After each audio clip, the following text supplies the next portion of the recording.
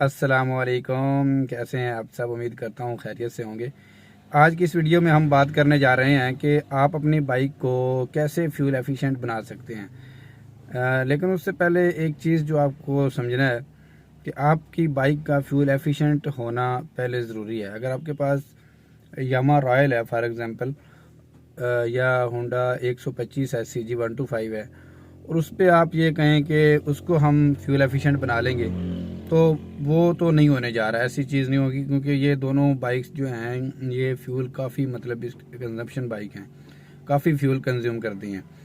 तो फ्यूल की जो हम बात कर रहे हैं कि फ्यूल एफिशिएंट कैसे बनाना है बाइक को, कैसे आप फ्यूल की बचत कर सकते हैं, वो मोस्टली अगर आपके पास यामाहा YBZ है, यामाहा का कोई मॉडल है 100 बेशक 125 सीसी में, वो जो यामाहा YBR YBZ DX है, या आपके पास होंडा का कोई बाइक जैसे प्राइडर या 70 है, या आपके पास दूसरा है सुजुकी GD110S है, तो उनमें हम ये कर सकते हैं कि फ्यूल की कंजम्पशन को कैसे बेहतर बना सकते हैं।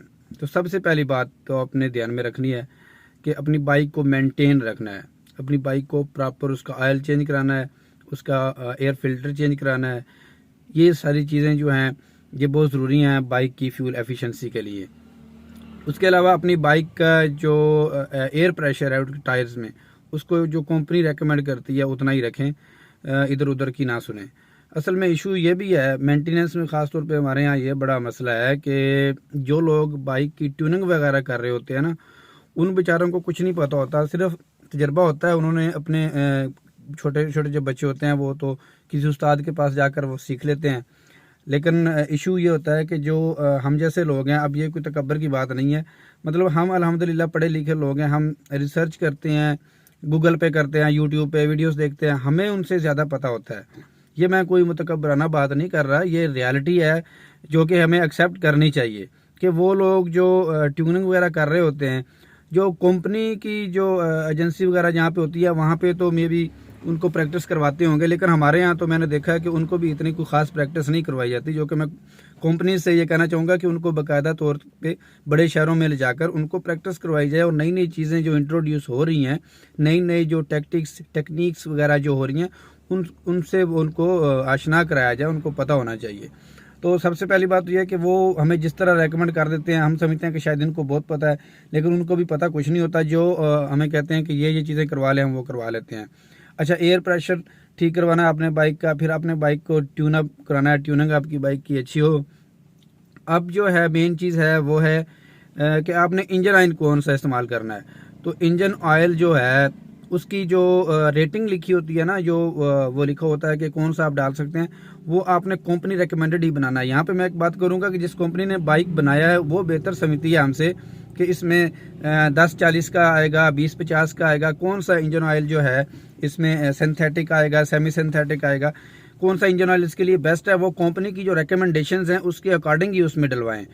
अच्छा, वो उसमें ये होता है कि कोई लोग कह रहे होते हैं ये डलवा लें, ये डलवा लें, हम ग्रुप्स में देख रहे होते हैं, कोई कुछ कह रहा है, कोई कुछ कह रहा है, तो हम कंफ्यूज हो जाते हैं कि अब कौन सा इंजन ऑयल डलवाया जाए। तो आप जो कंपनी की रिकमेंडेशन है आप वो ग्रेड वो रखें। उसके अलावा जो उनमें अवेलेबल कंपनीज हैं उसमें मैं आपको बता देता हूँ कि जैसे यामा ल्यूब है, उसका ऑयल काफ़ी बेस्ट है। मैं अपने होंडा प्राइडर में, इससे पहले मेरे पास यामा था तो उसमें भी मैं यामा ल्यूब इस्तेमाल करता था, 70 था तो उसमें भी मैं यामा ल्यूब ही इस्तेमाल करता था, और अब होंडा प्राइडर है तो इसमें भी मैं कर रहा हूँ। इसके अलावा किक्स है और जिक है। जिक मेरे ख्याल में one of the best oil है, जिक है। उसके बाद शेल है। ये ऐसी कंपनीज हैं जिनके ऑयल बहुत ही अच्छे होते हैं, बेहतरीन ऑयल, इंजन ऑयल उनके होते हैं। तो आप इनमें से किसी भी कंपनी का ऑयल डलवा सकते हैं, लेकिन एक चीज़ आपने जहन में रखनी है कि ग्रेड वो रखने हैं जो कंपनी ने रेकमेंड किए हैं। अपनी तरफ से उसमें कुछ लोग कह रहे होते 10-40 का डलवा ले सर्दियों में, गर्मियों में। मेरा भाई, कंपनी ने जिस मुल्क में, जिस कंट्री में, जिस एरिया में उस बाइक को लॉन्च किया है वो बेहतर जानते हैं कि इस एरिया के लिए, उस बाइक के लिए कौन सा ऑयल बेस्ट है। तो कोई भी जो मैन्युफैक्चर कंपनी है वो अपनी जो प्रोडक्ट है जो उन्होंने मार्केट में दी है उसके लिए कोई गलत ऑयल नहीं सजेस्ट करेंगे। ज़ाहिर है उनका भी एक नाम है।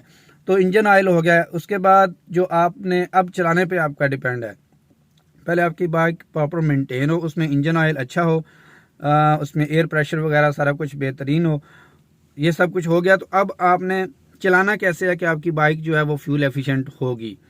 तो सबसे पहली बात ये देखें कि हम ऐसा करते हैं कि पहला गियर लगाया, काफ़ी रेस देकर फिर दूसरा लगाया, जैसे हम बाइक को तेज़ उड़ाने के लिए करते हैं, तो उसमें फ्यूल जो है वो बहुत ज़्यादा कंज्यूम होता है।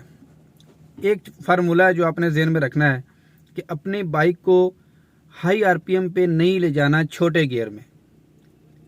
ये बात ध्यान में रखें, छोटे गियर में जब आप होंगे तो आरपीएम आपका हाई नहीं होना चाहिए। आरपीएम मतलब जो आप रेस थ्रोटल देते हैं, रेस देते हैं, वो आपकी ज़्यादा नहीं होनी चाहिए कि आप दूसरे गियर में जा रहे हैं और आप इतनी रेस दे दें, फुल कर दें कि उसको 40-50 तक दूसरे में ले जाएं, फिर तीसरा ऐसे वो जैसे कहते हैं ना भर भर के गियर लाना, वो जो बात है ना वो उससे आप अवॉइड करेंगे तो आपकी बाइक की फ्यूल एवरेज अच्छी आएगी।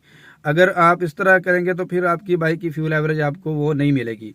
इसके अलावा क्या है कि कुछ लोग ये करते हैं कि वो 30-40 की स्पीड पे जा रहे होते हैं और टॉप गियर उसमें चला रहे होते हैं, वो ऐसे गाड़ी लोड ले रही होती है, उसमें भी फ्यूल जो है वो ज़्यादा कंज्यूम होता है। तो ये जो चीज़ें हैं चलाने में, ये चीज़ें इनका ख्याल आपने रखना है कि आपने हाई आरपीएम पे नहीं चलाना इसको। ठीक है, कभी कभार नौजवान है, उनको जोश आ जाता है, वो तेज़ उड़ाना होता है, तो वो फिर आपने वो करना है, तो फिर आप फ्यूल एवरेज की बात ना करें, फिर वो टेंशन ना लें। अगर आपने बाइक को भगाना है ना, तो फिर आप फ्यूल एफिशिएंट के बारे में ये फिर सोचना ही छोड़ दें। फ्यूल एफिशिएंसी की बात मैं उनके लिए कर रहा हूँ जिन्होंने अपने मतलब इस्तेमाल के लिए बाइक रखी हुई है और वो चाहते हैं कि यार खर्चा कम हो। इतनी महंगाई के दौर में जब पेट्रोल इतना महंगा है तो किसी न किसी तरह से उनको पेट्रोल सेव हो जाए, तो उनके लिए ये मैं वीडियो बना रहा हूँ। जिन्होंने शशका पूरा करना है तो भाई शशके के लिए 125 रखा हुआ है, तो फिर पेट्रोल के तो वो आपको एवरेज आप उसको भूल जाएं, फिर बस आप वो शशके ही पूरे करें। तो ये वीडियो थी, मैंने सोचा कि बनाऊँ आपके लिए कि आपने अपनी बाइक की फ्यूल एवरेज को कैसे मेंटेन रखना है, कैसे बेहतर बनाना है। क्योंकि कुछ लोग मुझसे पूछ रहे थे कि आपकी जो 61 किलोमीटर मैंने बताई थी पेट्रोल एवरेज, वो कैसे आ रही थी 61, हमें तो नहीं मिल रही। मैं जानता हूँ ऐसे लोगों को भी जो जिनको प्राइडर, हुंडा प्राइडर जिनके पास है, 20-21 मॉडल, नया मॉडल हैं, उनमें उनको 40 की एवरेज मिल रही है, 45 की। एक तो वो कि किसी अच्छे मैकेनिक के पास नहीं जाते, तो दूसरा वो ये है कि उनके चलाने का वो तरीकाकार ही और है। तो ये बातें थी, ये कुछ टिप्स थी जो मैंने आपको देनी थी, इन पे आप अमल करें, इंशाल्लाह आपको अच्छी फ्यूल एवरेज मिलेगी। इस तरह की मज़ीद वीडियोस देखने के लिए मेरे चैनल को सब्सक्राइब कर दें और यार इस वीडियो को लाइक भी कर दिया करें। अगर वीडियो अच्छी लगे तो वीडियो को लाइक कर दिया करें। Thank you so much.